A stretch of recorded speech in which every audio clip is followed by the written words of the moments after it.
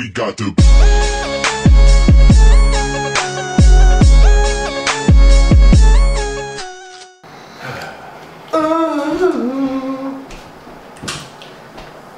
Bro, so I asked Steve if I could, like, well, I didn't ask him, like, we were sitting down, we were like going over like changes to my diet, and Jared asked him, he was like, yo, is it okay if like he does tennis for cardio? And like, I wasn't even gonna bother asking because I know Steve was just gonna be like, you can't track it, you can't, it's not consistent, you know, what the fuck, you're not gonna do it. But like, he came up and he's like, you can, and he goes, but you know, you're gonna have to take, you know, that burns a lot of calories, burns like 1,000 calories, you know, for like an hour, 2 hours. Well, how long are you playing?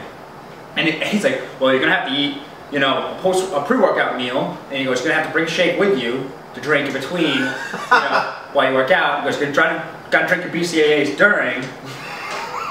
And he's like, you gotta stay hydrated, you know, you gotta hydrate the muscle. He goes, what are you gonna sip water every 15 minutes? And he goes, that's what you gotta do. So, like, wow. But only Steve, man. Only old school Steve. Honestly, Steve like basically just said, he was just like, shot down my entire idea. Well, it wasn't even my idea. I was completely fine with doing like cardio on the machines, but like, in my off season, that's usually what I do.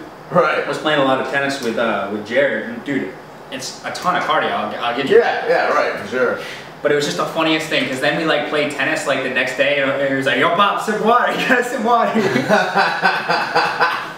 Oh my god, I love Steve. He's the funniest thing in the world. You bring water? What are you doing? No BCAAs? My god, dude. What was your favorite thing? What was your favorite way to do cardio when you were prepping? Honestly, dude, I just liked the elliptical. Yeah, I mean, when I say elliptical, I mean, I switch. Like, sometimes I do the bike, sometimes I do the treadmill, but I like the elliptical. But not because it's like, it's fun. I would do the old school bro, low intensity cardio. I've done HIIT, and HIIT is amazing, but yeah. I like the low, just because, like, really, it'd be a time for me to, like, zone out. Either listen to music, think to myself, watch an old movie. Yeah, I watch BMS on my iPad. Yeah. But, like, I do uphill on the treadmill, and I just do it. You know, flex my glutes the entire time, but it's like still steady state. Yeah, exactly. Because like, you know, like as you get like literally you're like no carbs doing cardio, you don't want to do HIIT because now you're fucking. Do you really think you're gonna like put that much energy out when you have that low carbs? Like sometimes I put the towel over the treadmill, literally hold the towel as I'm like walking, because that's the only thing that keeps me upwards at that point. Yeah, to be honest, like. I know I didn't do much cardio up until like the last 2 weeks before our show. That would be about it. Are you doing like an hour? Huh? You doing like an hour? Yeah, I do once I got like 2-3 weeks out, then I would start doing it like multiple times a week, 2, 3, 4, 5 times a week. Now, when you dieted on If You Fit Your Macros, that was with Kyle, right? Yeah. How'd you like that? Loved it. He was good. He was great, actually. Up to 9 weeks out, I was dead on mentally. I was following everything perfectly, and I actually had Alberto Nunez before. He didn't even know who I was because somebody posted a photo of me in the cage, and you know, they'll rip you apart and say like it is. And Alberto commented on it and said, "I don't know who this kid is, but he is right on track for 9 weeks out." And if Alberto Nunez is 3DMJ saying it, like you're good, and I was. And then straight glutes.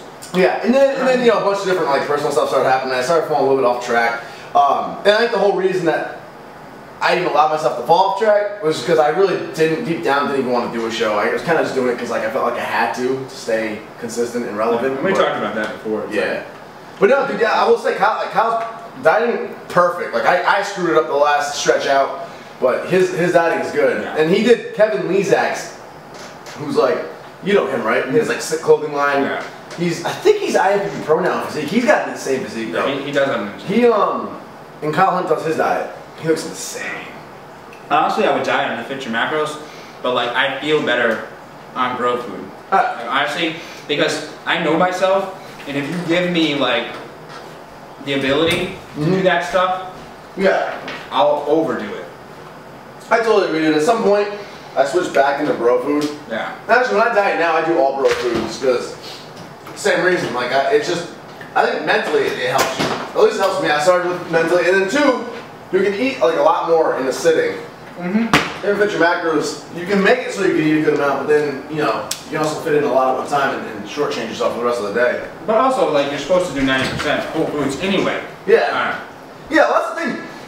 Yeah, exactly. Like, if a vegetarian doesn't eat junk, I don't get why people. It's literally your diet is pretty much a bodybuilder's diet. It's just you don't have to sit there and worry about. I gotta switch to only brown rice this time. I gotta switch to like only this kind of a fish. And the timing too. And the timing, yeah. You don't have to worry about that. If you want to have white rice because it tastes better, you can have white rice, and you don't have to eat first thing in the morning to get your metabolism fired up. It's just little things like that. It's literally you're still dieting, you're still putting in the work, so you gotta adjust and track, and like it's very fine tuned still. Yeah. You have just more freedom. Even on a very practical level. It's not even that much more freedom, it's 10% more freedom. Yeah. That's it. 10%. That other 10%. But like for me, like I need to be 100% in it. Because if you could stay at that BK chicken fries, that's my last meal because I have fats and carbs left. Yeah. Like I'd go in, I wouldn't just eat the 8 chicken fries, you know what I'm saying? Yeah. I don't know, it just puts me in the zone more. It's like I'm more in a serious mood. I totally feel you on that one. It's all mental, dude. Dieting is 100% mental.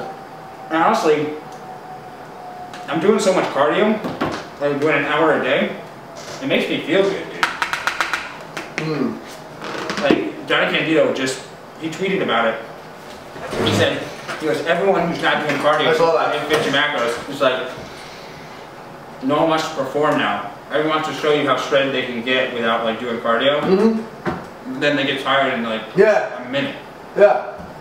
Like, that's why I said like bodybuilding physique has become kind of like just a totally superficial, egotistical sport. Not everybody, there's generalizations, but a good chunk of it is that now. That's the other thing, dude. That's the other reason I moved on to powerlifting too.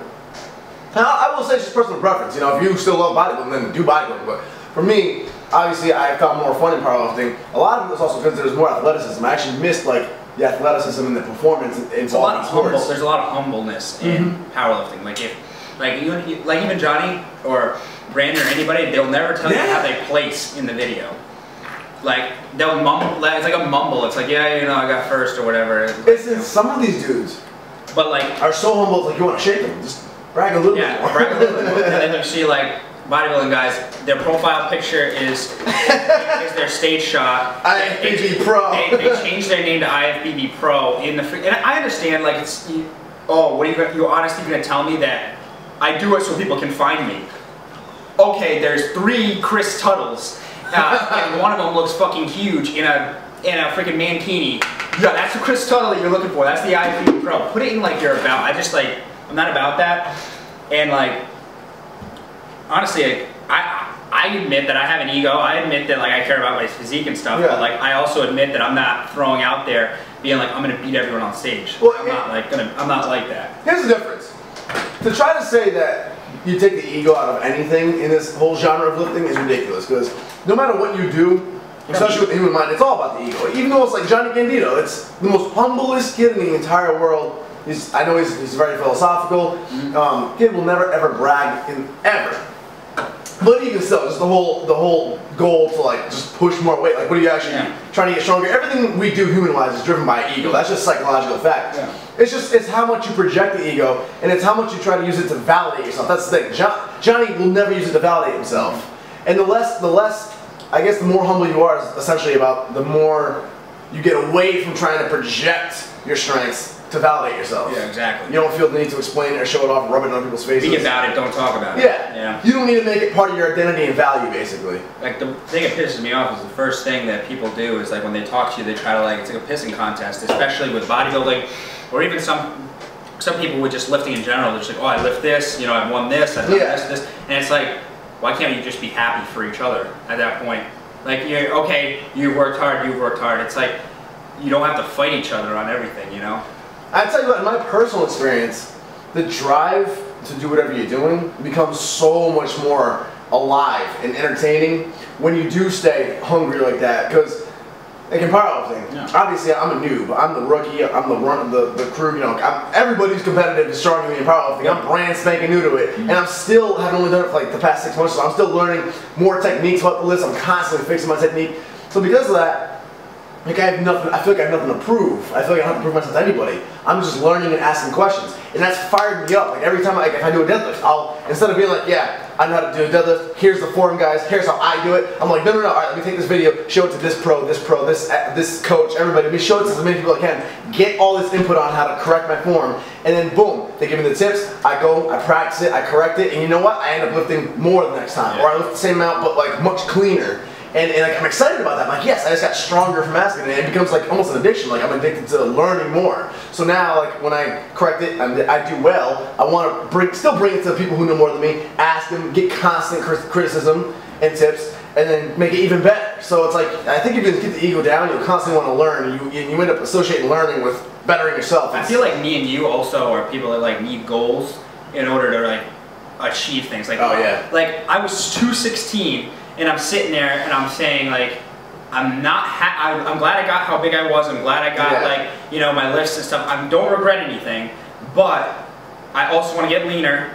But I know that if I don't have an excuse to get leaner, like, I won't stay consistent. So I came up with that goal. I'll be on stage.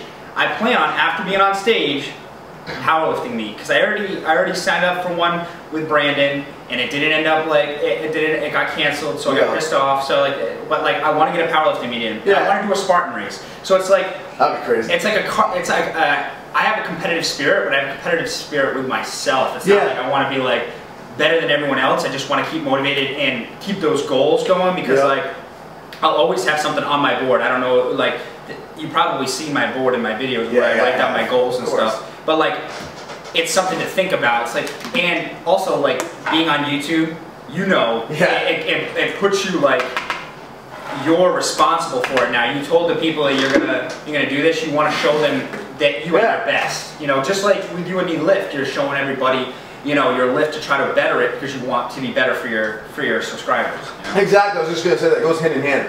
When you actually have a goal to focus on, it makes better content for the viewers because you're focused on something. You're giving them actual good content. You're not just mucking around in the gym going nowhere aimlessly.